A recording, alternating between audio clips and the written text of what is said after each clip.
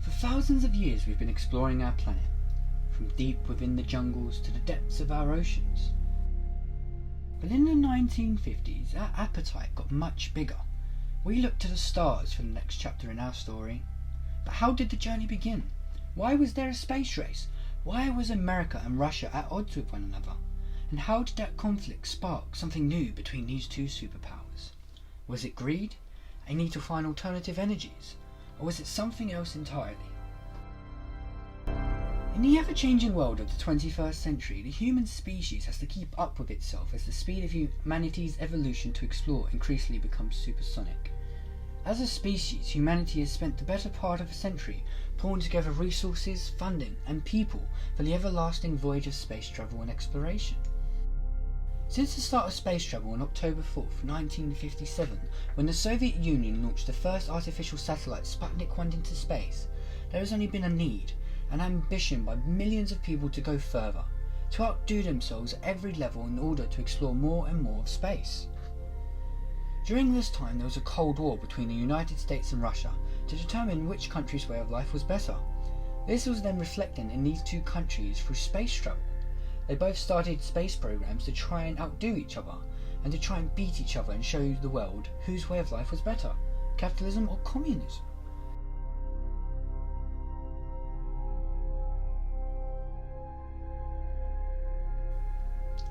The space race lasted almost 17 years, resulting in a remarkable time in history, with many far-reaching achievements in science, space exploration and technology. It also gave us the National Aeronautics and Space Administration, replacing the National Advisory Committee of Aeronautics on the 1st of October 1958. There were many victories and many failures during the space race. Though we accomplished many achievements, we also accomplished many setbacks. During the early stages of the race, there were incidents that resulted in loss of life from both sides. Like Gus Grissom, Edward White and Roger Chaffee, crew members of the Apollo 1 mission. During a launch sequence rehearsal for NASA's AS-204 Apollo mission on the 27th of January 1967, the cabin was filled with pure oxygen as part of its environmental control system. An electrical fault sparked a flash fire in the cabin. The first fire spread quickly in the pure oxygen atmosphere, suffocating all three crew members through smoke inhalation. The launch pad test site was renamed Apollo 1 in honour of the crew, and the accident led to major design and engineering modifications as well as revisions to test planning operations and manufacturing procedures.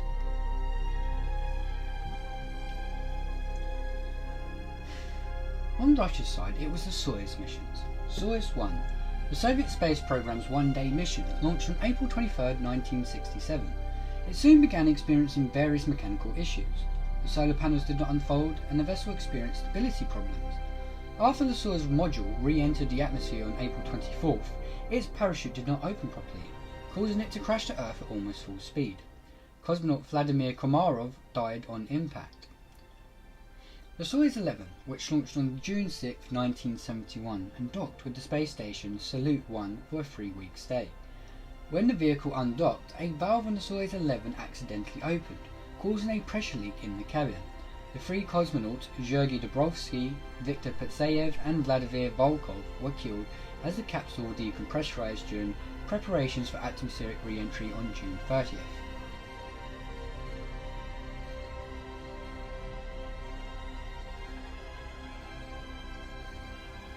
After many years of battling it out, there was finally a conceivable victory for one of the sides. On the 20th of June 1969, Neil Armstrong and Edwin Buzz Aldrin became the first men to walk on the moon, while their crewmate Michael Collins continued to orbit the moon aboard the Apollo 11. This secured a victory for America in the space race, with a televised landing witnessed around the world by over 700 million people.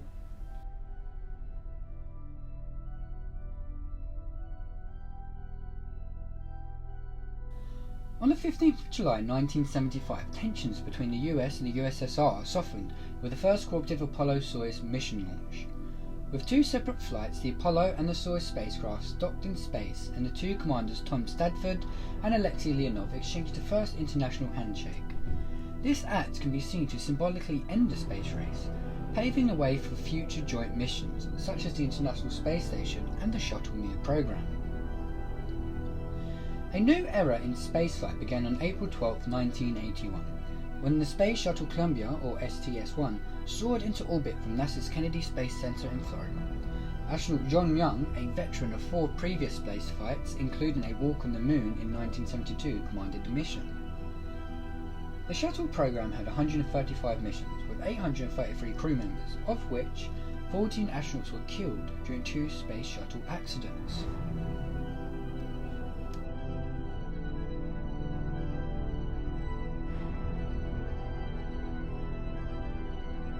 On the 28th of January 1986, during the Space Shuttle Challenger's 10th mission STS-51L, the rockets propelling the vessel exploded 73 seconds after launching from the Kennedy Space Center. All 7 crew members, Greg Jarvis, Krista McAuliffe, Ronald McNair, Ellison Ozinuku, Judith Resnick, Michael J. Smith and Dick Scobie were killed. President Ronald Reagan formed the Rogers Commission to investigate the accident, and its analysis concluded it had been caused by the failure of an O-ring seal on one of the solid rocket boosters. The Challenger disaster resulted in a 32-month halt for the shuttle program. At the end of its 2-week mission on the 1st of February 2003, the Space Shuttle Columbia, or STS-107, disintegrated as it re-entered the Earth's atmosphere. The accident was determined to have been caused by the damage that had occurred during liftoff, when a chunk of insulation foam broke off from the external tank and hit the orbiter's left wing. The structural failure of the shuttle's leading wing ultimately resulted in the spacecraft breaking apart, killing all 7 crew members: Rick Husband, William McCall, Michael Anderson, David Brown, Kalpana Chawla, Laurel Clark, and Ian Raymond. After the mission, all of the NASA Space Shuttle program's flight operations were delayed for 29 months following the disaster. Over 3 decades, $209 billion was the total cost of NASA's 30-year Space Shuttle program, from development through its retirement. After 30 years, the Space Shuttle Atlantis lands at Kennedy Space Center, having completed the 135th and final mission in 2011, where the Bush administration retired the shuttle program in favor of something else.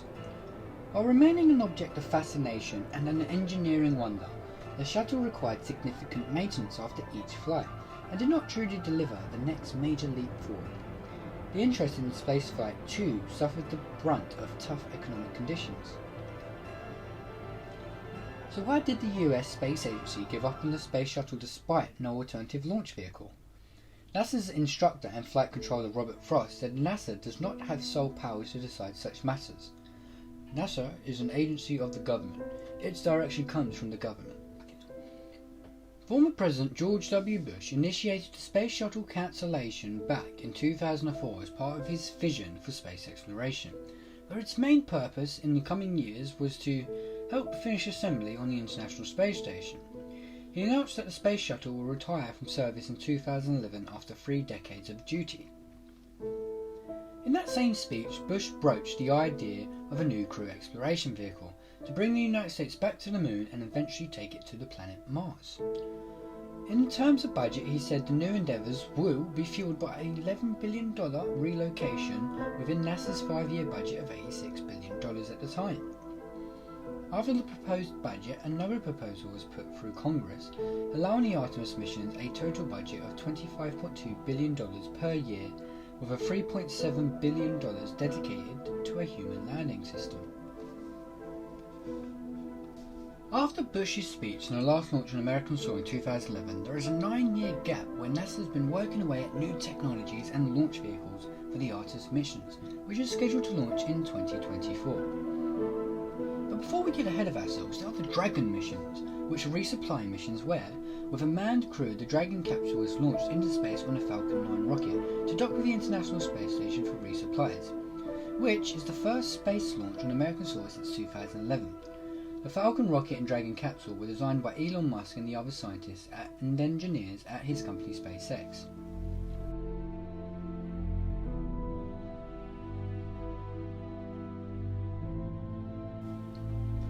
With the Artemis program, NASA will land the first woman and next man on the moon by 2024, using innovative technologies to explore more of the lunar surface than ever before. NASA will collaborate with their commercial and international partners and establish sustainable exploration by the end of the decade. Then they will use what they have learned on and around the moon to take the next big leap, sending astronauts to Mars. NASA has been working away with new technologies for the upcoming venture by upgrading all launch facilities at Kennedy Space Center to support Artemis missions to the moon. NASA has also developed a new powerful rocket that will send humans and cargo to the moon and beyond. Their new space launch system is designed to be flexible and evolvable, and is the agency's first deep space rocket since Saturn V. NASA's Orion spacecraft will carry crew members to lunar orbit, where they will transfer to a human landing system, or the Gateway. Crew members will then use the spacecraft to return home to Earth, which has been built to withstand the extreme heat experienced upon re-entry into the atmosphere. The Gateway is an outpost around the moon to support human scientific exploration in deep space. Built with commercial and international partners, the Gateway is critical to sustainable lunar exploration and will serve as a model for future missions to Mars. In the harsh environment of space, astronauts need spacesuits to explore more of the moon's surface than ever before. NASA's Advanced Exploration Extravehicular Mobility Unit, or XEMU, will support lunar surface expeditions, and during launch and re-entry, astronauts will wear the Orion Crew survival suit. In terms of budget, NASA says it needs $35 billion added onto its budget over the next 4 years to land astronauts on the moon by 2024. The Artemis program aims to send astronauts and payloads to the surface of the moon for the first time in more than 50 years. But unlike the Apollo program of the 1960s and 70s, NASA wants to build a lunar outpost with the hopes of mining resources, including ice at the moon's poles, which would be a key step towards landing humans on Mars.